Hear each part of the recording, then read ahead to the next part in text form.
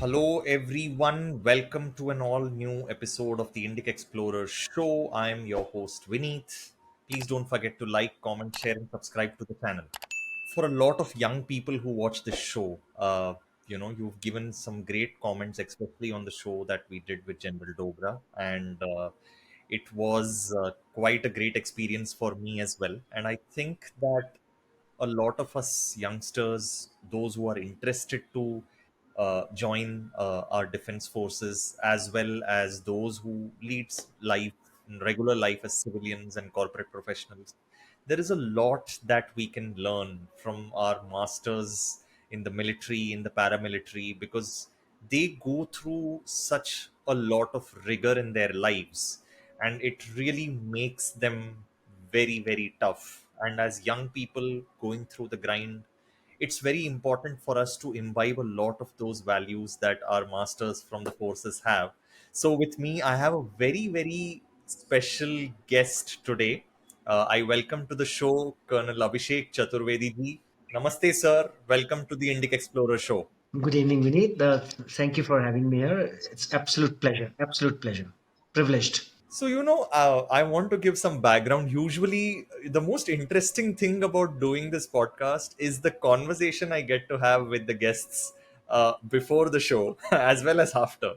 And the one thing in my limited interaction with Colonel Chaturvedi, he has a great sense of humor. He doesn't take himself very seriously because a lot of gentlemen in his profession are extremely serious. So one has to, kind of adjust with that. But that was a very refreshing change. What is the secret of your sense of humor, Colonel Chaturvedi? Well, Vineet, first of all, I think you have been too kind and generous because whenever I've tried to crack jokes at my wife, she doesn't really appreciate it.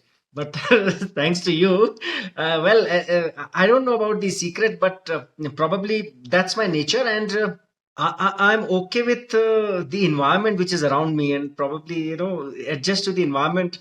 If somebody portrays him or her to be very serious, then you will find me very serious. But if I find a person who is very amenable and very, lovely to talk to, a person like you, probably that could be the reason that we have interacted and we have started our interaction in a very informal and, a very matured manner, I would say. No secret, actually. That's how it is. Let's start with your distinguished career and talk a little bit about, because you've had a career with the Rashtriya Rifles. So before we, get into what you have done, could you talk a little bit, give a little background to the history and the genesis of the formation of the Rashtriya Rifles itself? See, Vineet, you know, incidentally, India, since independence, has always been surrounded by hostile nations and a very hostile and challenging environment. And when it comes to military per se, the Indian armed forces, I won't say just army, the Indian armed forces have been engaged in, containing the belligerent, attitude of our neighbors right from 1947, as we all are aware, right? And incidentally, yesterday was the Infantry Day, that is 27th October, when for the first time, first Sikh regiment they landed in Srinagar to defend against the, the local militia of the Pakistan who tried to enter the Jammu and Kashmir. So what I wanted to say is India has always been surrounded by the hostile nations, and terrorism per se has always been plaguing India in some or the other form. Now, it was only in the late 80s, say 89 or during that time, and early part of 90s, then we actually started to see the telling effect of terrorism on our soil. See, it started with Punjab, as you know, the Khalistani, that movement, Blue Star operation, which was undertaken by the army.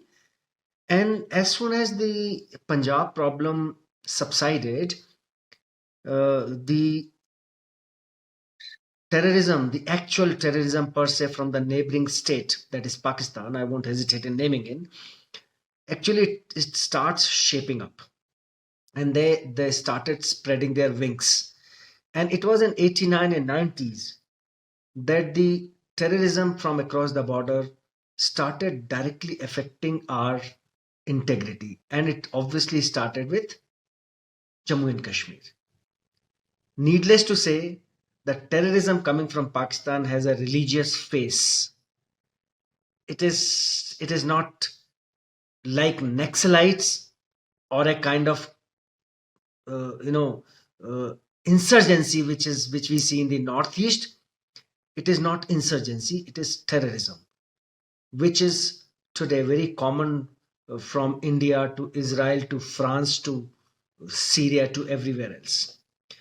So when the terrorist activities started increasing in 1990, the government of India thought to establish a specific separate force out of the Indian armed forces, which should specifically be constituted to tackle the terrorism of Jammu and Kashmir. And that is the genesis of Rashtriya Rifles. Now, Rashtriya Rifles, as you know, basically it was formulated, it was established in 1990, 1st of October to be precise. And it was a special counter-insurgency force which was supposed to be maintaining public law and order in the Jammu and Kashmir. And that is because the local administration and the local civil police, they failed to contain the situation. So obviously, the Rashtriya Rifle was formed to tackle the situation. Uh, Initially a few battalions were raised. They were spread in the valley per se, because Kashmir, when we talk about terrorism in Jammu and Kashmir, it is basically stuck to 5 to 6 districts of the Kashmir valley per se, whether it is the Srinagar, Anantnag, Baramulla, Badgam, Kupwara, Handwara, and all that, right? Because the region of Ladakh is different, the region of Jammu, Rajouri, and Poonch is totally different. So initially they were raised and they were specifically tasked to tackle the militancy coming from across the border. It continued, and I would just say in short that over the years since then, today you have about 5 counterinsurgency forces which are equivalent to a divisional headquarter of the Indian Army.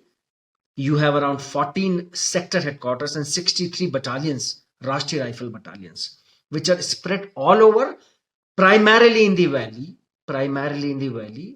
Very few, obviously some in the Poonch Rajouri sector and some also in the Ladakh region, right? Now, Rashtriya Rifle, as you know, has done remarkably well. Unfortunately, or fortunately, or with pride, I can say, every day the news that you hear in the newspapers or on the Twitter or the social media platforms, the sacrifice of Rashtriya Rifle personnel, I think I need not elaborate much on that. Since then, Rashtriya Rifle has killed more than 25,000 terrorists, all foreign terrorists. They have won the maximum awards, rather all the awards of peacetime, that is Ashok Chakra, Kirti Chakra, Shaurya Chakra, Sena Medal. And unfortunately, even the maximum number of officers and men from the Indian Army, they have suffered casualties. They have been killed in action during Rashtriya Rifle operations. And the motto of Rashtriya Rifle, as you know, is the Dhrata and Veerta. Dhrata and Veerta, and they have proved it well. They have never let it down. They have never let down the country, and that is today is the most potent force, I would say, which we have. And I must say, the men and the officers from Rashtriya Rifles are nothing. They're not somebody coming from moon, or Mars. They are part of the Indian Army who go on a deputation to Rashtriya Rifle for a particular time. It is a purely Indian Army unit which is commanded by army officers, led by the officers with the men from the army officers. So, So you have men from all the so, services and so infantry in is the this Rashtriya. like during the middle of their service, or is it at a certain period of time? Do you have to qualify? Like, what is the qualification, let's say, in the army Yeah, for you to be yeah, absorbed into Rashtriya Rifle? Is it some minimum years of service or yeah. age? What goes into Correct. it? Yeah, I will tell you. See, there are a few written QRs, as we say, qualitative requirements. But yes, any officer or a man who is going into the Rashtriya Rifle, generally, he would have already had a sufficient amount of experience, the military experience, the war experience, the training experience while serving in his parent unit. So it will never happen that a Jawan or an officer has got commission and he is immediately thrown into the battle in the Rashtriya Rifle. He should have had some amount of tactical and technical military experience while serving with the. He should have been expert in various mandatory weaponry courses, which he would have done in the Indian Army during his battalion tenure. And obviously, he has to be physically extremely fit and mentally extremely agile and strong, because Rashtriya Rifle, to tell you the truth, if you are sitting tonight, you don't know whether you will be alive tomorrow or not, because the conditions, the environment in Rashtriya Rifle is so fluid. uh, it is a 24/7 365 days job there. You don't know what is going to happen the next moment, and you're always at war, always in capitals. So the men who are go, they have to be highly motivated. They have to be physically fit, and they should have done mandatory military courses to qualify for that. And they should not have any discipline background, any question mark in their career. Oh, certainly very high levels of integrity and performance expected. So, yeah, that's great. So, but you mentioned about them working in the in JNK and Ladakh. Uh, I wanted to understand, and you said initially the police force over there was not considered sufficient enough to handle the situation. Um, so, in given that scenario, firstly, can they be deployed outside the state, especially in certain periods of time in history when JNK would have been considered reasonably secure and safe? Do they get deployed in other places? Second, how does the Rashtriya Rifles, because I believe the officers are absorbed from different parts of India, right? And in Kashmir, there is this thinking that there is a little more trust, at least that's what was written before. I'm not sure how true it is now, that with the local police, whether they, equipped or not equipped to handle the situation. Obviously, in any place, people will trust, the people who live in that area. So that I sense that there would have been, especially in the initial phase, a challenge that Rashtra Rifles would have faced to develop or build trust with the local population. And how did you deal with that particular problem? Yeah. See, first I'll tell you about the competence or lack of competence of the local police or the local administration. Well, without questioning anybody here, obviously, I would say in a very layman's language, Vineet, today, whenever there is a crisis situation in the country, you call the army, right? Whether it is some Mr. Master Prince falling down in a well, or a bridge collapsing on the suburbs of Mumbai, or floods, you need army, right? If the local administration of any state or the local police were so efficient, then obviously there was no need for army to get involved into any action other than the mandated duties, which is to protect the borders and internal and external threats, right? Now coming to it, see, terrorism is a very it's a very peculiar kind of situation. It's like it's not a gundagardi of a state, of it's not a gundagardi of a city कि चोरियां बढ़ गई हैं तो उसको कर लो type. It has got a different kind of template, right? Yes, when the uh, Rashtriya Rifles were initially raised and inducted into the Kashmir, there were a lot of there were a lot of trust issues between the local public and the Rashtriya Rifles. Basically, because anybody who first comes and tries to control the situation in your place, there is a sense of resistance, right? And when the militancy actually started taking shape in Kashmir in the late 80s and early 90s, there was a different actually connotation to it. As you would have known, uh, there was exodus of Hindu Kashmiri Pandits. They were forced out of the state, they were forced out of the same place where they were born and brought up. And they were militants not only from coming from the Pakistan, but from the local areas. See, no insurgency or no militancy or no gunda can survive in an area without the support of a local population, right? So obviously, that time there was huge support to them, which has now slightly dwindled. So the Rashtriya Rifles obviously faced a lot of difficulties in establishing themselves. But when you have to establish at a particular place, when you have to show your authority at a particular place with the aim to counter the militancy, you have to just do your job. As simple as that. People like it or lump it, it doesn't really matter much. But yes, I would say right from beginning, the role of local Kashmiri police has been immensely positive, and they have been working, tirelessly with the Indian Army to provide the requisite support and local intelligence. Because at the end of the day, the intelligence about the activities of terrorists, it has to come from the local police, not from me who was inducted only for 2 years or 2.5 years from, say, Rajasthan or from, say, Delhi.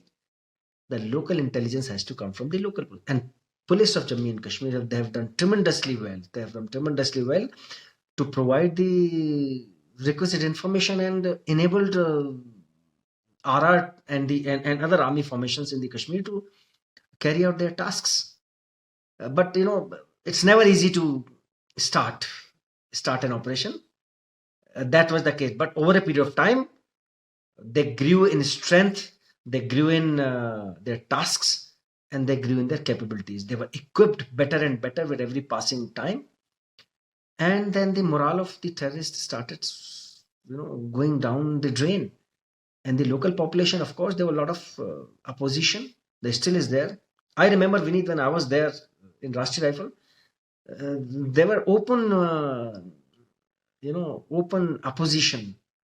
I have heard it myself. Locals calling us dogs. As simple as that. It was a situation where something like Israel and Palestine today.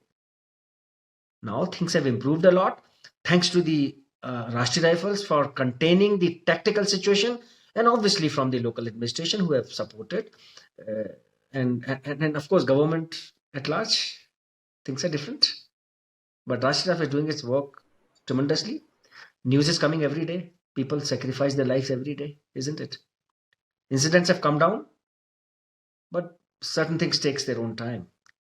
To I would like to know some of the stories of important operations that you have done with the Rashtriya Rifles in JNK and Ladakh. If you whatever you can share. See, I'll tell you about two. I would definitely like to share two. One in which I was part of it. Of course, see, every day, every battalion is involved in operations there. First of all, every operation is important from the point of view of the assignment that is being given to Rashtriya Rifle. Some of the incidents come into limelight. They take a different proportion. They take a different shape. For example, whether it was Uri incident or the Tral incident or things like that, or Avantipura recently. But Rashtriya Rifle battalions are involved in operations every day, every night. It's only the level of that operation is कभी कम होता है, कभी ज्यादा होता है. But aim वही होता है, to track the terrorist, to trap the terrorist, and to eliminate the terrorist. Simple. I particularly had an operation in general area on the mountains. If you know the geography of Srinagar, Srinagar is a valley. It's surrounded by mountains all over. Onto the Ladakh side, you have the Mahadev Ridge, which is emanating from Gandarbal region, and onto the southern side, you have the Pir Panjal, which bifurcates Punch Rajouri area into valley, and of course the Anantnag area where you have the tunnel. So we had an operation. We were, I would say, see what I'm going to tell you will tell you the psychology of the terrorists, right? What is their real intention? So we were on a 5 6 days of routine reconnaissance patrol. There was no specific information, but we were on a routine sanitization of the mountains. So we were supposed to be there for about 5 7 days. So accordingly, you carry a team of. I was the only officer. I was the leading company commander, and I had around 15 boys with me, and we had those kind of 15 days ration, weapons, ammunition, and everything. So it was after probably sixth or seventh day when we were supposed to come down. The weather became very inclement. It was raining and it was snowing heavily. It was on the place called Mahadev Ridge. And if you climb the Mahadev Ridge, on top, from top, you can see the Dal Lake and the complete Srinagar. So when we were preparing to come down, preparing to return after our task, suddenly we got an information from that there were 3 terrorists who were supposed to be passing through that range. Now, just like they have their information, we also have our information. We also have our resource, not the. We also have our sources, right?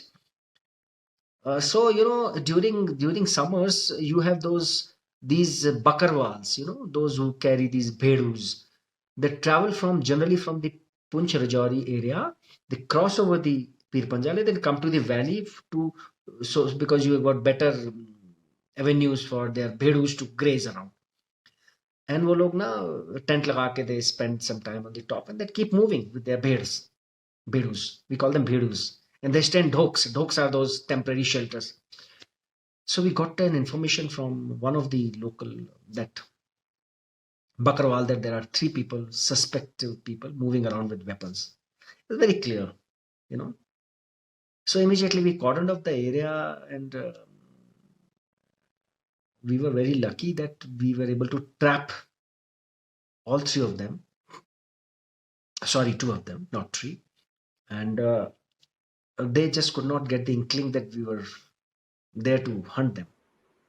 And you would be surprised to know that how they exploit the local poor people in terms of food, information, and all kind of nefarious activities. How did you trap them?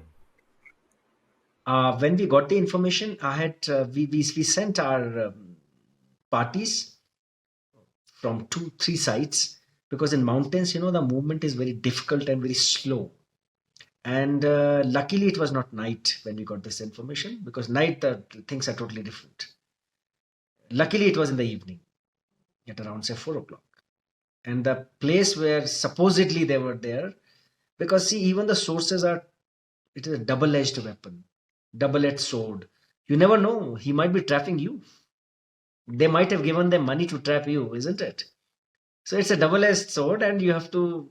But then information has come, so you cannot ignore it. As simple as that. If the information is correct, you are lucky. If it's not there, just fight it out. Simple, yeah. As simple as that. So we surrounded them from 2 3 areas, and one of them was inside the tent put up by those bakarwals, and there were 2 3 little girls in on those tents, and that one of those militant, they became very casual. They never thought that army would be there, and they probably would have never thought that one of the girls would give information to us. So they were very, very casual. They had one of them had put their weapon down, and he was trying to have food in that tent. Meanwhile, he had deputed the other terrorist to become a guard, and that guard, he put his weapon on ground and he was sleeping, taking support of a tree. And we caught both of them. And this first guy we entered, one of my boy, we entered peeped in from the tent behind. And we literally caught hold of him. By the time he could pick up his weapon, he was shot dead. And obviously, when he was shot dead, the other guy that was sleeping there, he got up with his weapon, but my party was already there down below. And the second guy, he tried to run down the hill. We did not shoot him because I told him we will not shoot him because I wanted to shoot him point blank. Simple. Then no mercy. Why should we have mercy? So we chased him, we caught him. He cannot be fitter than us. So he was caught and then he was shot. Simple. So we were able to, and both of them were, because they had cards issued by their lords sitting across the border. They were both from the Jaish-e-Mohammed. They had a proper Pakistani currency in their pockets. They had a name, they had a card issued by them in which all those details were written. And probably they had just entered with an intention to carry out whatever activities they wanted to carry out. So it was very swift action. And also the circumstances supported us that we were able to pin them down pretty fast.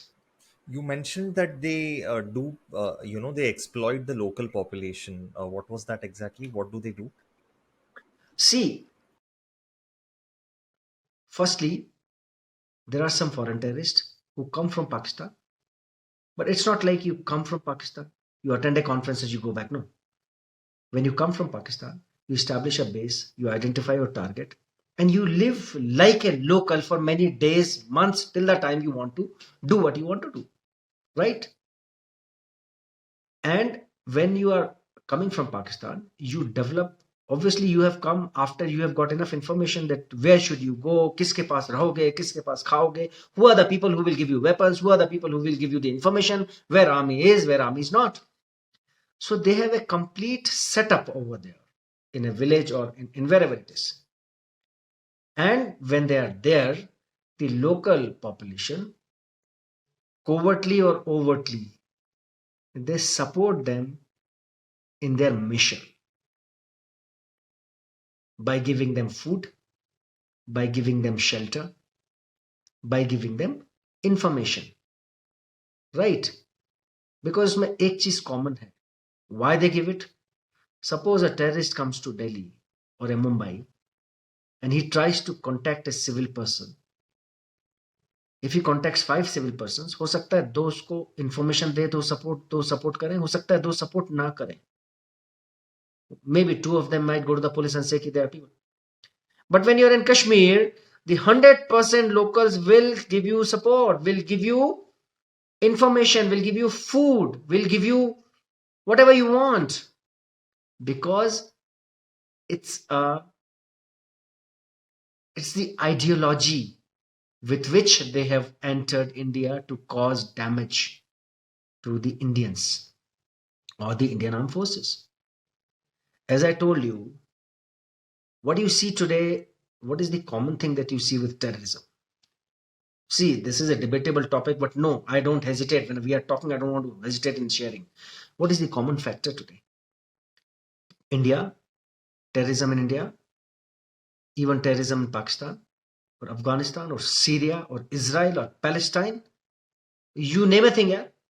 It is the common ideology from Bin Laden to Osama Bin Laden to Yasser Arafat to XYZ. So when you are entering, you come with an ideology, you come with an aim, and you have entered because you know wherever you are going, you will have full support.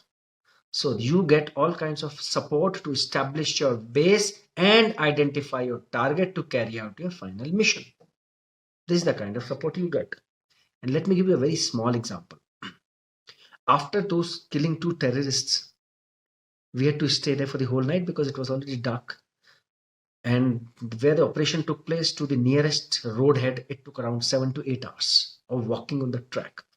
So in the morning, we had to get their bodies down because you have to, officially, you're supposed to hand over the bodies to the police. They will carry out the last rites and whatever has to be done. We as army, we are not supposed to carry out the. So we had to get the bodies of those, and by the whole night, the bodies had become straightened, so we had to adjust them on mules. When we reached the village down below on the roadhead, you will not believe the whole village had gathered, 100% ladies, to prevent us and shout at us and throw stones at us that those 2 terrorists have been killed wrongly. They were tearing their clothes apart. The ladies were pulling my boys and my men's and my clothes, preventing us to give the body to the police people.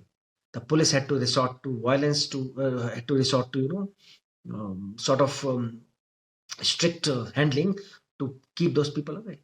So you see the kind of support I'm talking about. They were not letting even the bodies go away from us. They were crying, beating their chest. The ladies became naked.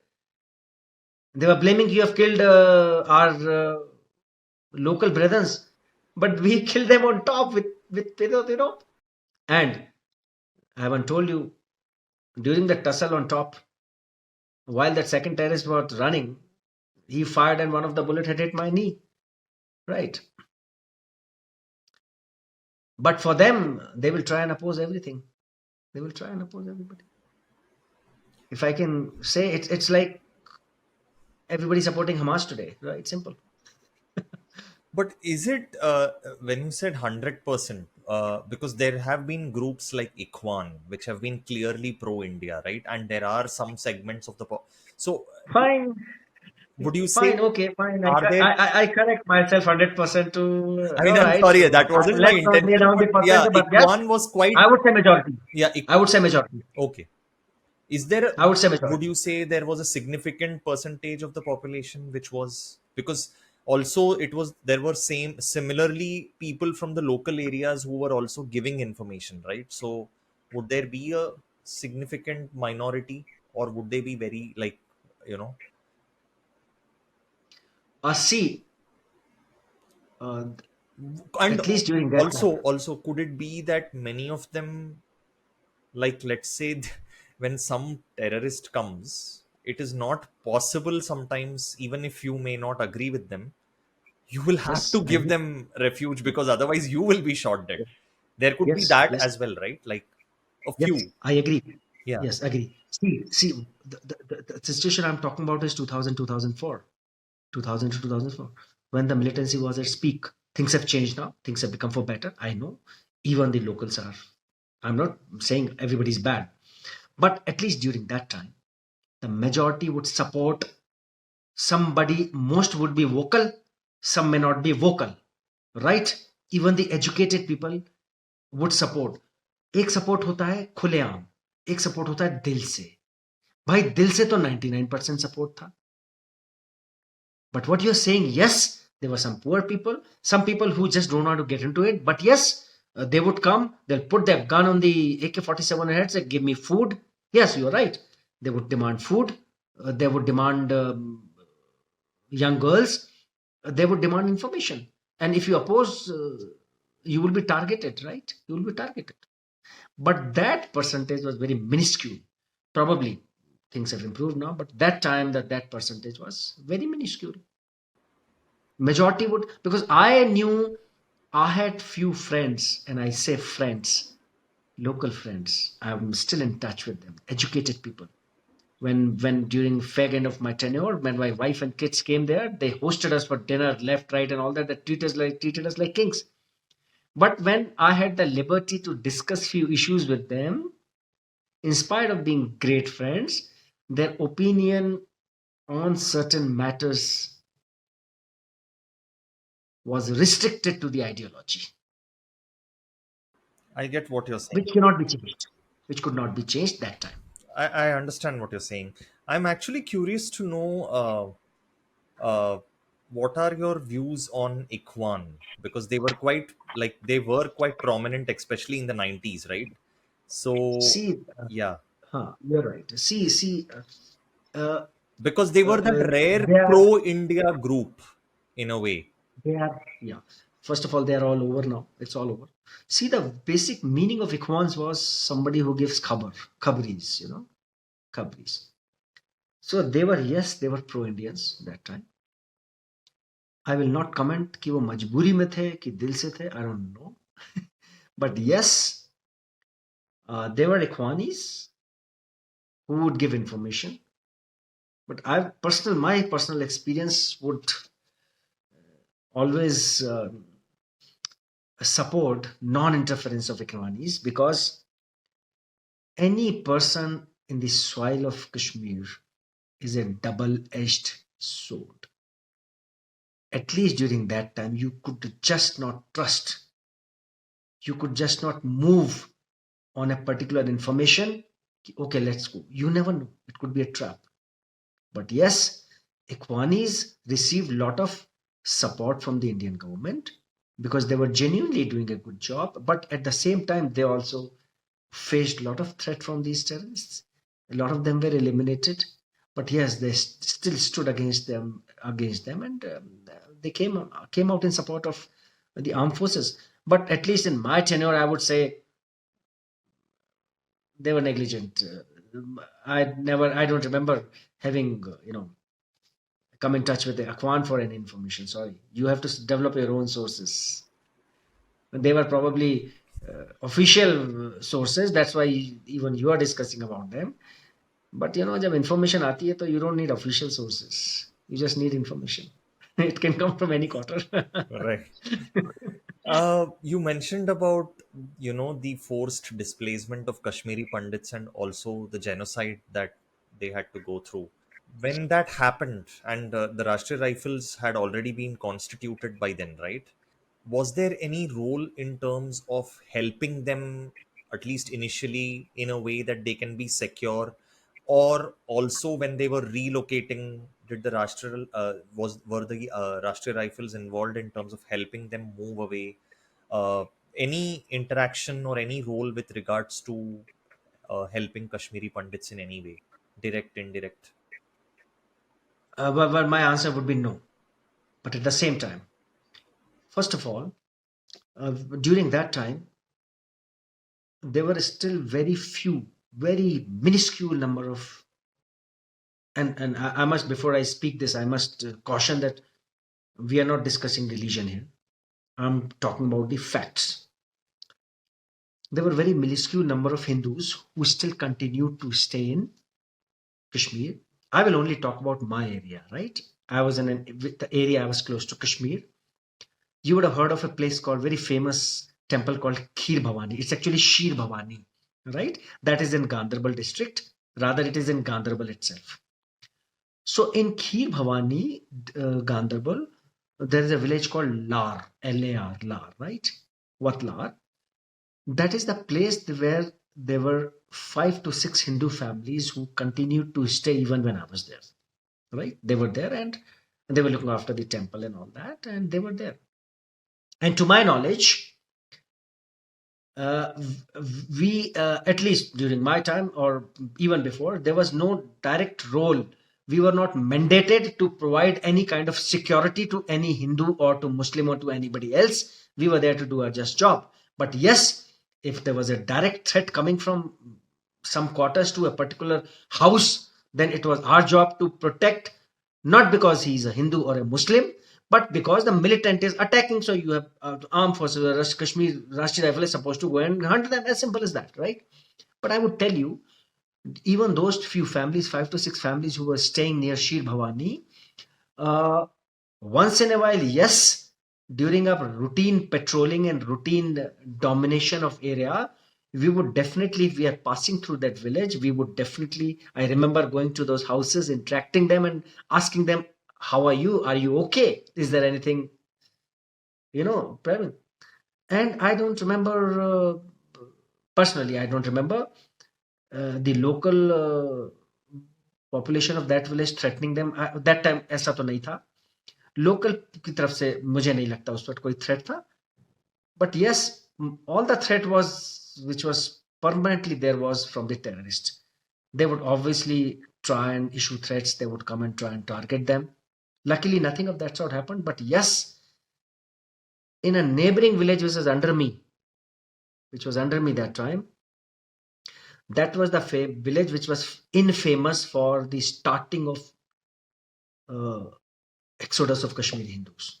In that village near Ganderbal, in 1990 or 91, I may be wrong with my dates, I don't know, 5 to 6 Hindu families, they were burnt alive by the terrorists. And I have seen those houses myself. They were burnt alive. And that was the first, I would say, incident when the fear psychosis started playing. And then the chain reaction started, and the rest is the history, right? But yes, coming to your question, we are not supposed to be mandated for this. Local law and order, the law and order of the city, of the state, is local police responsibility. It's not Rashtriya Rifles responsibility. But yes, at the same time, army or whoever defense forces are there, whether it is the CRPF or BSF, we will not close our eyes. In fact, if a militant is coming and attacking a Muslim brother and sister also, then we'll do the same. We will do the same thing. We will prevent that also, right? So armed forces do not prevent atrocities based on religion or based on caste and creed. No. Right. I mean, In Kashmir, our task is militant. I meant from a threat perception perspective. Clearly, the minorities did have a It was much there. greater threat. Yes, it was there. It was there. It So, was there. But I was allow me to add one more thing, without blaming or without drawing any conclusion, without making any judgments. There were so many Sikh families. There was a very prominent Sikh family who was in one of my villages there. Very close friend of mine. They were never under scare. They were never under fear. All the Sikhs, most of the Sikhs, uh, come there, of course, as compared to Hindu Pandits, Kashmiri Pandits, but they continue to stay there, most of them, to my knowledge.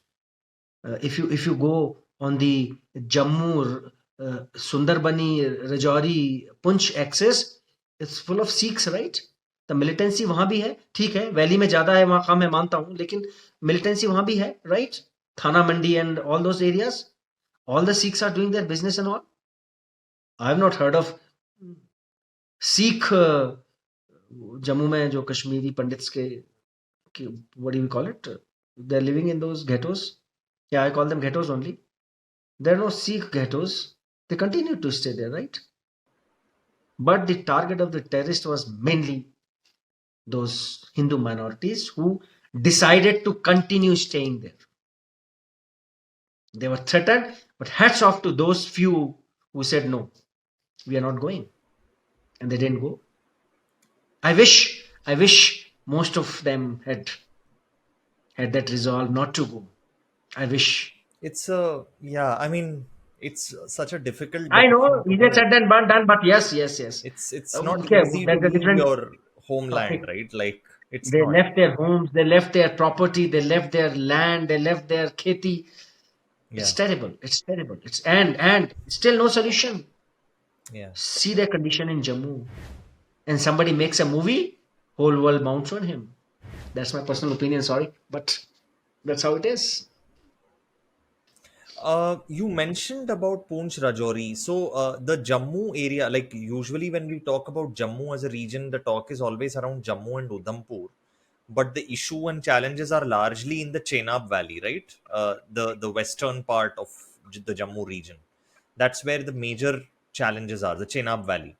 How different are operations or challenges in that area, Poonch Rajouri versus in the Kashmir Valley? There Very, are major differences. are there? There are major differences in terms of operability. How? First of all,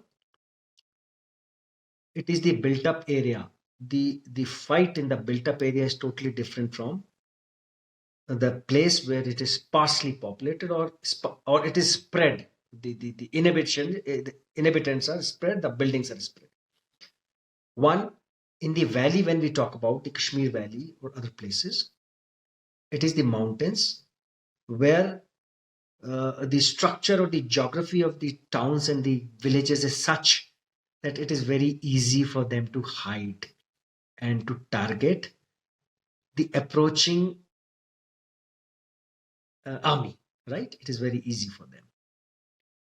Whereas when you are spread out in the place like, say, Jammu or the areas between Jammu to, say, Udhampur, where the mountains are just about to start, the possibility of militants running around and hiding as effectively as valley are much lesser. And the second most important factor, rather the most important factor, is that the kind of support they will get in the valley is multifold. It is 1,000 times more than the support he can expect in the Jammu or the Even in Rajouri or the Punch region. even in Punch and Rajouri, it's much lower support. I will tell you why. Yeah, I will why? tell you. Yeah. Kashmir has got 3 regions, right? Punch Rajouri, that is the, I would say, west of Pir Panjal. Then on the east of Pir Panjal, you have the Kashmir Valley. After Kashmir Valley, onto the northern side, you have the Zanskar Valley, and then the Leh Ladakh, other side of the Jozila Pass, the Leh Ladakh starts, right? In terms of the religion's allegiance, the Kashmir Valley is all about Sunnis. When you cross Jozila Pass, Dras, Kargil, this area is Shias. And the moment you move ahead of Lama Yeru and all towards Leh Ladakh, they are Tibetans, right? Whereas in the Punch Rajouri sector is primarily inhabited by Sunnis, but they are inhabited by Bakarwals, poor people. They are Bakarwals, shepherds. The Gujars. local, the local Gujjar Bakarwal, they call as Gujjar Bakarwals. The local population of Kashmir Valley per se, these 5-7 districts, Anantnag, Baramulla, Badgam, Srinagar, Handwara, Kupwara, and all this, they are they don't they are not in sync with the Ladakhis. They are not in sync with Kargil people. They are not in sync with Gujar Bakarwals. Gujar Bakarwals for them are like low class. So Gujar Bakarwals have always suffered this bias by everybody else. They are the poor people. They are just dependent on their cows and herds. तो वहां का support structure और valley के support structure में there is a huge difference. That is why if you see the history, if you see the larger picture, the militancy or the terrorism per se is by and large restricted to the valley. It is restricted to the valley. It is offshoots are there in left and right, but by and large it is the valley, right? So it would be safe to say that Gujar Bakarwals have largely been like, as you mentioned, many of them also helped as informants and all of that. So they have had quite like a strong support in terms of the like in the forces that are operating there, by and large. They do support army quite a bit. At the same time, the regions of Sundarbani, Rajouri, Punch, it is a mix of Gujar Bakarwals, Sikhs, Hindus, everybody's there. The percentage may vary. Whereas the valley it's all Muslim gentlemen, right? तो वहां तो mix है ना, Hindus भी हैं. Punch, the majority of the business people in Punch and Rajouri are Sikh gentlemen. सारे सरदार बैठे हैं वहां तो.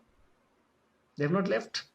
Right. So the support or the lack of support is directly proportional to who is staying there.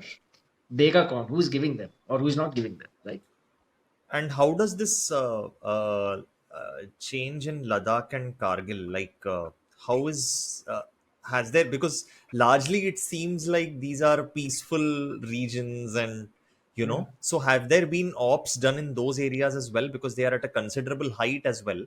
So वहाँ पे कुछ हुआ है क्या ऐसा? Militant activities, the terrorist activities across Jozila to Leh Ladakh have been negligent. These areas have basically, at times, they might have been used as a transit. If trapped, fine. If not trapped, fine. But I don't remember because I have served in Kargil also for 2 years. I have served in Punch for 3.5 years. And I have served in Srinagar for 3 years. 8-9 years I have served in various regions. but I don't remember uh, classic terrorist activities on other side of Juzila in the regions of Dras, Kargil, Lamayeru, Nimu, or even Leh. One, that is not the actual axis of terrorists who are infiltrating from Pakistan.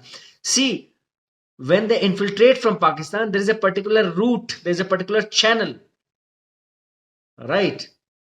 So they follow the channel, and the channel and the route is support. It has to be supportive of the locals or the sustenance of the resources. Why will you go there? Why will you go to Kargil? First of all, the locals may not support. But whom will you target there? See, what is the ultimate aim? What is the ultimate of terrorists? To remain in the news. Now, the regions beyond Jozila, Kargil, Leh, and all, they are very sparsely populated. You would like, if the terrorists attacked Mumbai, if they attacked CST or they attacked Taj, it was to gain proximity to news channels. It was to gain that coverage. Limelight में आओगे आप तभी तो आपको कोई पूछेगा ना. Why will he attack and go there, bloody Shirdi ke paas some village? Who will listen? Who cares? Then their always aim is to remain in the news, to remain in the limelight. Simple. It's a matter of, for them, it's a matter of image building. Simple. You mentioned about a second operation as well. Which one was that? That was actually not about me. As you know, you would have heard of, my own youngster, my battalion officer, my dear friend, God bless his soul, Major Dinesh Raghuraman, Ashok Chakra. He's Ashok Chakra. Okay. He's my youngster. We were born, brought up together. We have done a lot of Badmashi, Meerut and Amritsar and all that. He was serving in 34 Rashtriya Rifles. And there was a massive operation. You Google his name, it would come. And there was a massive operation where he and his colleague Major Vinay, they were killed in action. And that was a classic operation which was in 34 Rashtriya Rifles. That exact, it was below that Pir Panjal ranges, where the operation, and it went on for good about 2-3 days. And Dinesh he killed 5 to 6 terrorists point blank, and he refused to be evacuated. He suffered, I don't know how many bullets. He was posthumously awarded Ashok Chakra. And Dinesh had received his posting back to the battalion. He was to go back after 10 days. The operation took place in his area, and he volunteered, no, I know the area, so let me go. And his daughter Srishti was born 3 months after his death. Lata, his wife Lata and Srishti, they are now in Sydney. And that is a classic example, actually. You will get a lot of information on Google. He's Ashok Chakra. He's one of the highest. Ashok Chakra is the highest gallantry award during peacetime. It's equivalent to PVC, right? And since he was my battalion officer, so we have very fond memories. 2nd October, he passed. He was killed in action. I think that is the most difficult thing, right? And it's actually very less spoken about what happens to the family of the fallen officers, of the martyred officers, Exactly. because the sacrifice that is being made, of course, it's invaluable, but the loss is also, I mean, Exactly, Vineet. In it's fact, now that we have talked about, I mean, apart from the topics that you are speaking, there's so much like which our counterparts need to understand and be a little more sensitive towards things. And in today's social media era, there are all kinds of people, and I leave aside the army, what we see, some of the quarters of society, the kind of things that they are doing against India. See, they will always justify, they'll say it's not against India, but I'll give you an example. Like people have to understand, people have to realize. Like today, Twitter, I had posted today's my status was on the similar lines. People have we have taken freedom for granted. Somebody's paying for it. Let me tell you, somebody's paying for it, and these are the people like Dinesh Raghuvan who are paying for it. Today, we are able to conduct this video conference. Somebody's breathing, somebody's playing cricket, somebody's because there's somebody standing there, and it's a fact. We forget this, and things are improving, but it is not a question of improving. People Is have to enough change their happening? perception. Is enough happening for the family of the martyred officers? Are is there proper support given, to the family, to the wives, to the children, so that their lives can continue? Some of them will join the forces, some will live life as civilians, but are Most they? will live like a civilian. I will tell you. First of all, army is a different organization. We are like a family. We don't abandon anybody, right? The battalion, the parent unit of the soldier, whether he's an officer or a man, will stand beside the martyred person's wife or child or the parents till the end of their life. At battalion level, they are given priority throughout. The Veer Naris are always, they're always invited for various functions, whatever support is required, even which is not mandated to be done by the battalion. For example, if a Veer Nari is facing some problem in her village, if for example, crudely I'm saying uska Aadhaar card banana hai, it's this, she's facing a problem, the battalion will send a Jawan to her in her village to facilitate her job. This is the kind of support the battalion will continue to provide. Monetarily, a battalion or the armed forces, that is whatever within the policy, it would be done. It would be done. Then the organization helps the next of kin and the kith and kin of the martyred soldier to settle down in their life, in their village or wherever they are staying, right? We try to sort out their various issues with the civil administration, with the police, or whatever it is. But let me tell you very frankly, the most difficult part, the most difficult things which are faced are by the Jawans' wives and all. Because, see, the level of education, the level of awareness between an officer's wife, a martyred officer's wife, and a martyred soldier's wife, the level is much different. Plus, there are social, constraints, social obligations, social pressures which come on a young wife of a soldier who has died in a village. There are issues which we all understand. The amount of money she will get because he has passed away. First of all, it is nothing in front of what people get outside sports and all that. But there will be families, there will be in-laws who will be pressurizing her. There will be people eyeing her money.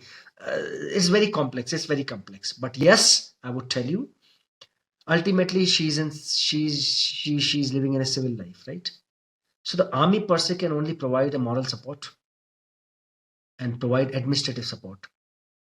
But it is the attitude and the day-to-day dealing of her counterparts, her family members, her colleagues, her neighbors, which makes her life good or bad. And unfortunately, large part of our society is not only indifferent, it is insensitive. We forget every day somebody would be killed in action. Twitter, everything would happen. It would come on the news. Somebody will come and politicians will come and click pictures. They might give a check. Most of it, वो कभी check का पैसा मिलेगा नहीं. It's a fake check. But it's all over. After that, it's all over. She suffers all alone. She suffers all alone. So that's a sad state. That's a sad state. Yeah, the system abandoning her. I'm sure the battalion does what it can, but It the does. the But criminal aspect is if the system itself abandons, like that see, is see, unpardonable. even in Kargil war, after Kargil war was a famous war, right? Whole world knows. बाकी operations तो रोज होते हैं, आज होते हैं, कल भूल जाओगे यार. till the time new. It's like Bollywood movie, na? Every Friday there is a release. So next Friday you forget the last one. But even in Kargil war, there were families, officers' families I know, who were allotted petrol pumps and all that. They had to run from pillar to post. They had to run from pillar to post to the civil administration and the local state governments to demand to get what was justified to them. Most of them didn't get it, yeah. Most of them didn't get it. Because you know how the babudam or how things work, we know it, right? We know it, right? And the overall attitude of an Indian public, I mean, we see it every day. A person dies on the road, 9 out of 10 would be making videos. Probably a 10th person would only help, probably. And most probably that 10th person will be an army man. That's a fact.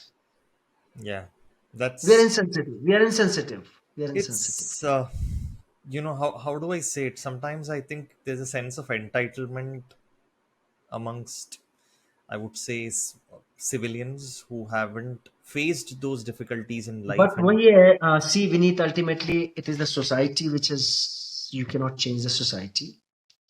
You know, look at Israel. They are not, every Israeli would today stand and serve the nation literally. They're not fighting for religion. They're not fighting for resources. They're not fighting for anything. They're just fighting for their country. Whether he's capable or not, he will be there. Ex-prime minister is gone. But that's a society anyway. So yes, to coming back to your question, they are provided all possible help throughout their life by the organization. I want to talk about your course mate, Major Rajesh Adhikari. Yeah, If you can talk about, I his know. achievement. Rajesh is his face is always in front of me. If Rajesh was, he was awarded Mahavir Chakra. That is the after Paramveer Chakra, the second highest gallantry award, right? See, Rajesh was he was commissioned from the Indian Military Academy. He was not from NDA. Like I'm from NDA, so NDA people we reach and IMA after 3 years of training. So my interaction with him was only started when I reached IMA. And how my interaction increased with him was because both of us had we had opted for getting commissioned into the Guards Regiment, but it's on merit based, and all that. So, because of which, in during the midterm break of Indian Military Academy, the cadets are sent to various regimental centers. So, me and Rajesh, we had gone to Guards Regimental Center in Kamptee, which is near Nagpur, Kamptee, right? So, he became a very good friend of mine, and both of us were eyeing for that. Rajesh was a Pahadi, Pahadis are always very simple, hardworking people. He was from born in Almora, but he was from Nainital. Always smiling, very quiet guy, always smiling. And he was commissioned into two mechanized infantry because all guards were converted to mechanized. He was commissioned into two mech. And how another my coincidence was I'm from Jat regiment. Two mech was originally first Jat light infantry. Originally, when two mech was raised, it was called as first Jat light infantry. But later on, it was converted to two mech. So I had that Jat affiliation also, and that original aspirations to join the guards, which I did not get. And but during the operation, he was doing his tenure was 18 Grenadiers, the famous 18 Grenadiers, which participated in Kargil War. And it was during the uh, his battle was very famous, Battle of Tololing. Battle of Tololing, and he was supposed to be capturing a point called 4590, and there he did his job. And it was after doing his job, he was shot badly by the artillery, and he was killed in action. And he was awarded Mahavir Chakra. What most importantly, what I remember about was he was such a great singer and a guitar player. He would be whenever we used to feel bored, we used to say Rajesh ko suna de. So he would just pick up his guitar and start humming those beautiful English numbers, sealed with a kiss, and all those kind of things. So Rajesh was very dear to me, very dear to me. But so far we have already lost around, I've lost maybe 25, 30 course in various wars and plane crashes. But yeah, he was a very brave man, very quiet and a brave man. And he got Mahavir Chakra, well deserved. But once gone is gone. Miss him like hell. Miss him like that. Yeah. I mean, it's these human stories that really, I mean, that really touch your heart. And yeah, I wish something was done for the fallen martyrs, like as a policy. Uh, See, you know, as a policy, we need, as a policy, the what is desired and what is unfortunate is like, see, every state government has various written down policies. For sportsmen, for soldiers, you get gold in Olympic, you get 1 crore, you get silver, you get falana. And various state policies have also for martyrs. You killed in action, one state would give 10 lakh rupees, one state would give 20 lakh rupees. Somebody is not bothered at all, right? Somebody does not qualify the regular terrorist operations in Kashmir as somebody says only if you die in war, then you are valued. See, India is at war every day since 1947. You don't have to fight a conventional 1971 or a 1999 Kargil war. If you die every day in Kashmir, the way we are dying, that's a war for us, right? For a soldier, it doesn't matter he died in Siachen or he died in Pakistan or he died in Kashmir. So there is a need that there should be a central policy by the central government because soldiers are central government employees. They are not Haryana government employees. They are not Tamil Nadu government employees. yeah, There has to be a central policy by the central government in terms of monetarily because this lady, the Veer Nari, needs monetary support for her child and for herself. So just like a sports ministry of India, when somebody gets a medal in Asia, you give him whatever amount. Why can't you have a fixed policy for any martyr? There are too many lacunas. There are too it's many it's ifs it's and it's buts. very shocking actually that something this basic, like it's the forces are national, so the central government Yeah, has to do it. I mean, how is it a rocket we, science? I we don't need. understand. There are so many inside things which you would never know. Even when a soldier dies, there are classifications, there are arguments, there are justification. For example, if all the soldiers who are posted in Siachen Glacier, they're not fighting terrorists over there. They're not even fighting Pakistanis there. They're just men. They're fighting the weather, which is worse than terrorism. Correct. Living in minus 40, minus 50 degrees Celsius, he gets chilblain, his fingers are cut, he gets hypertension, he is incapacitated for life. Now, there are various policies who would qualify a person who dies in Kashmir as a battle casualty, but somebody who dies in Siachen is not a battle casualty. It's very shocking. I mean, So then somebody who because he could not he was staying in Kashmir, who is in high altitude area at minus 30 degrees Celsius. For 6 months he was there. I have stayed in high altitude area. You stay in a 6 by 6 feet bunker for 4, 5, 6 months, eating tinned ration for 6 months. You psychologically you go mad, yaar.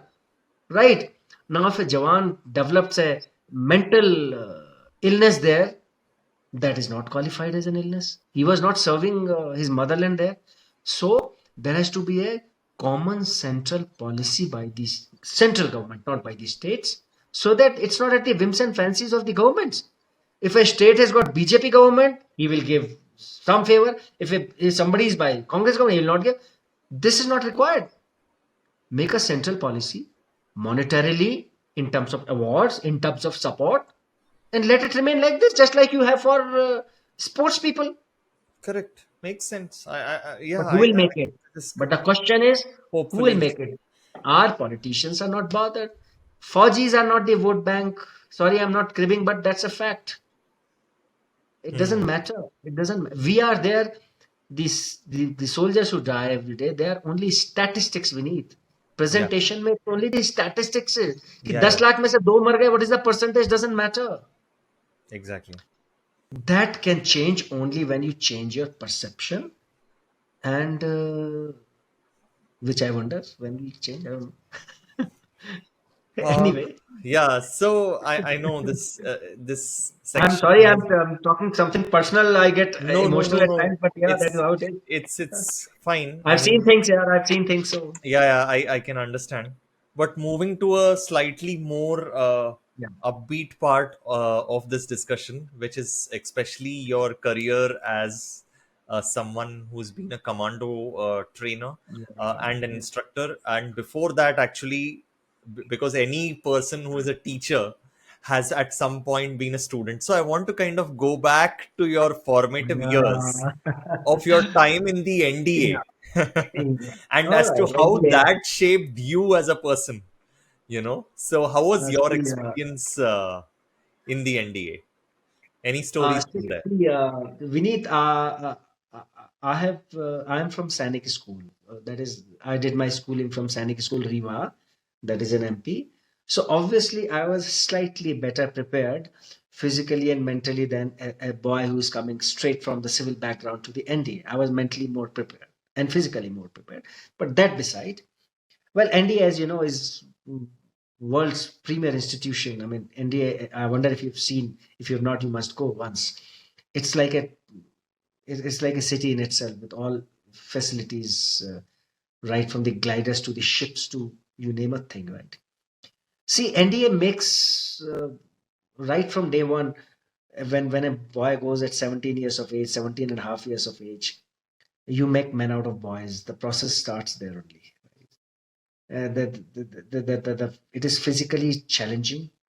It is a mix of physical toughness, mental robustness with military training, and side by side your academic qualification. Because in NDA, apart from your basic military training, you are also doing your graduation.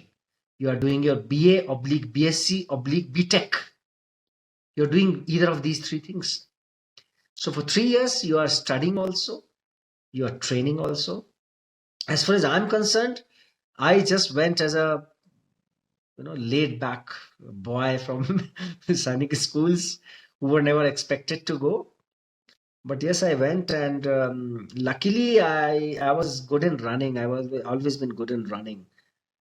So I was by and large running cross countries and winning medal in the NDA cross country, which is extremely challenging. The cross country runs over there. But yes, it was a very fruitful and very satisfying training, because it changes you as an individual, it changes you as a person, it changes your thought process, it changes your bearing, it changes your everything. You become more Indian, as simple as that. You become a more Indian in India, and the process starts then. It inculcates the kind of qualities in you, which are not only military qualities, which are not just leadership qualities, they are human qualities. There are qualities related to empathy, there are qualities related to sympathy, helpfulness, teamwork,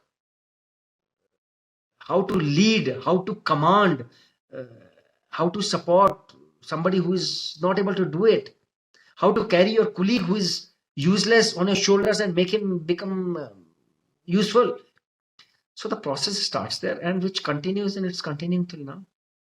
That's all I would say. That was about NDA. And then, So, of course, when I was in NDA, when I went to commandos and all, there were different stories altogether.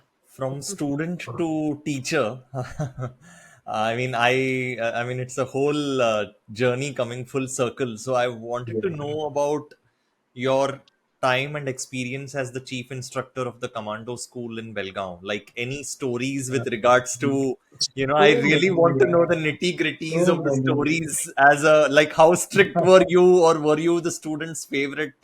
How was it like? See, I'll tell you, Vineet, first of all, I did my commando course because everybody has to do it. Commando course is compulsory for the infantry officers and for the mechanized officers. You have to do it, and you have to pass through it. So when you are doing commando course, there are only two gradings. One is qualified in commando course, take it as pass, or qualified as instructor in commando course. So every course in a batch of say around 100 people, there are 3 to 4 people, 3 to 4% people get QI, that is qualified as instructor, right? And I did it in 1995. I did my commando course, and God was kind. I was good in running and all. I was very thin, but yes, commando course is not physical. It's about mental. Commando course is all about not just commando course, whether it is the Rangers or the Marines or all such courses which demand extreme physical toughness are actually mental courses. For example, the 40-kilometer run, which is the final culminating exercise in commando course, you have to do it in a particular time. You have to finish it. To pass, you have to finish 40 kilometers of run in 5 hours 20 minutes, right? With a pittu of 17 kgs of sand and a weapon of 4 kgs, right? So around 21 kgs. Now a 40-kilometer run is not physical. It is in your mind. In your first kilometer or second kilometer, if you say, I cannot do it, trust me, you cannot do it after 3 months, 3 kilometers. But if you are mentally tough, you say, balls, I'll do it, I'll do it, I'll do it. You will do it, right? Because it's all here. And it's not just this, beneath. Your everyday life it's here. Your everyday life is here. You go to an office, you are traveling, you miss your taxi, you miss your bus, the local train is full. It's all here. Either you cry, oh my God, how will I go? Or you say, come on, this is a routine thing. Everything's mental. So commando course is all about mental. And there, I did it in 95, and I was, again, nothing great about me. God was very kind. So I got a instructor's grading, and I was second best in physicals, and only those officers and men who have got instructors grading can come back there as instructors sometime in life. They may come back, they may not come back, depending upon the postings. I was lucky. I've been extremely lucky that I got to serve as instructor twice in the commando wing. First as a young captain, that was from 2000 to 2002, and second time as chief instructor from 2010 to 2012. Well, it's, as I said, it's physically very tough and mentally very strong. Excellence in training, teamwork. I was as a youngster, when I went as an instructor, as a captain, I was part of a group. So yes, you were like any other instructor. I won't say I was decent, as they say. I was generally decent, which is actually does not qualify too good for being a commando instructor. You're supposed to be decent over there, but I was okay. But as a chief instructor, when I was there, yes, I was probably a little more ruthless. I ensured a few things. I was quite strict with respect to gradings, and particularly there is something called as Lido jump, if you have heard of it. You jump from the 60 feet in the water and all that. So that was particularly very strict in that, and I used to give the demonstration myself first. I used to be the first one to jump, and because army is all about leading from the front. It's all about leading from the front. That's why you see all the you would have seen if you see the ratio of officers and men who are killed in action in Kashmir or anywhere else, the ratio vis-a-vis the overall strength, the officers is much more, because Indian Army officers lead from the front. We set examples. It's not like any other organization, I'll not name them, where once you are in the chair, once you get commissioned, once you become an officer, you just sit. You just sit and enjoy the perks and privileges. No, sorry, that's not army. You serve as a leader. You lead the troops till the end of your life. Because in army, you are dealing with the life of men. You're not dealing with machines. So in commando course, the first caption which is written is on the Lido park is, here we make men out of boys. So we make men out of boys there, and there is absolutely no no muffy for anything. They get to sleep about 3 hours every day for about 43 days, not more than 3 hours. It's mentally very exhausting. And I'll give you a very small example. We used to give officers and men from other countries also, and by and large, they could not cope up with our training schedule. Once we had 3 officers from US Army, right? None less than US Army. And they were probably already rangers and all. Can you believe it? After 5 days, they left the course. And the reason, I'm not saying they were not physically tough, they might be physically tough. But as I said, because in commando course, it is not just the training which you are doing, it is the surroundings and the environment which is deliberately made very tough for you. After training, when you get 3 hours of sleep, you go to your room, you don't find your room clean, it is deliberately made dirty. You are mentally harassed there. Harass is not the right word, but I'm still using it to make you mentally tough. You just want to sleep for those 3-4 hours. You want to eat something, but the food will be delayed. There will be no water in the tap if you want to take bath. That is all deliberate. Because you have to, in commando course, you have to break the routine. You have to come out of the comfort zone. You have to break the mental clock. You have to break the biological clock कि मैं 6 बजे उठूंगा, 7 बजे चाय पीऊंगा, 8 बजे coffee पीऊंगा, 9 o'clock I'll go to the office, and evening 10 o'clock I'll sleep. No, man, it doesn't happen like this. Because when you fight a war, we fight a militant, they don't give you time, right? Militant doesn't say, okay, I will fight after lunch. Do they? So in commando course, you break the mental challenges, you break the status quo. And that is how anybody coming out after the commando course, whatever grading he takes, whether he gets a qualified or instructor or not, he's prepared to face anything in life. On the civil street, while in the army. He will do anything.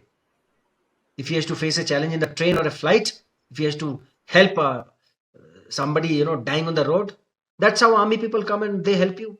10 out of 9 civilians will refuse. That's a fact. They'll make a reel and put it on Twitter. Mostly it'll the army. Why? His mother has not taught him that. It is the army training which has taught him that. And commander course is one such course which teaches you only one thing. Nothing is impossible. And my tenures to have been, it is said by my various colleagues and friends that you have to do extremely good karma to get a second tenure in commando. And I got it. Luckily, I got it.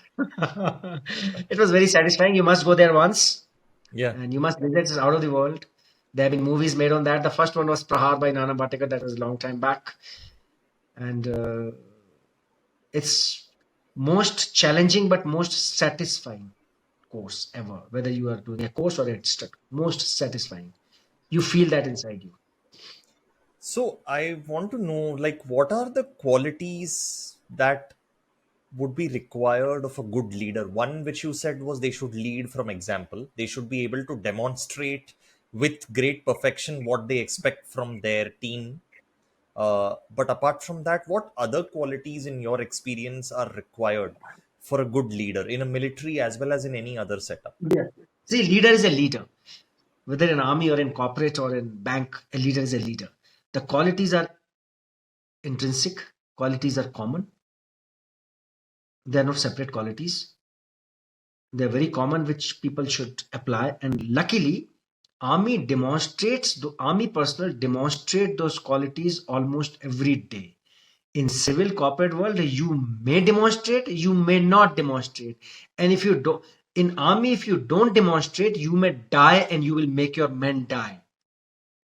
Whereas in corporate or in civil world, if the leader or the boss doesn't demonstrate, the maximum will be that his team will dislike him and abuse him. That is all. But his pay and perks will continue. So, first and foremost, I will just say the same thing which we do in army, right? It has to be a leader. First of all, leader has to lead from the front, as simple as that, which unfortunately doesn't happen in most of the places. And fortunately today, so we are apolitical, we are neutral, okay? I'm just saying from my personal. Today we have a leader in this country who leads from the front. I will tell you this. So A leader in any corporate or anywhere, he has to lead from the front, set examples. Because unless you set examples, your team will not produce result, will not work. Second is he has to be competent and good in his job. If you are not good in your job, your team is not going to respect you. As simple as that. Like in army, if I'm not physically good, if I can't climb mountain with my jawans, I'm a useless guy. I have to climb. If I'm fighting a war, I have to lead from the front. I'm the company commander. I can't be in the last. My jawan cannot be in the front. All right. So you have to lead from the front. You have to have knowledge of your job. You have to be competent. The most important thing is you have to carry your team together. In every team, you will have good people, average people, bad people. 5 fingers are different. Don't keep patting the good boy and don't keep kicking the bad guy. A leader's job is to bring up those who are lagging behind and try and make everybody at equal level. It will not be possible, but try. So a leader must carry his team together, not let down, not leave behind the useless guy कि तुम रहने दो.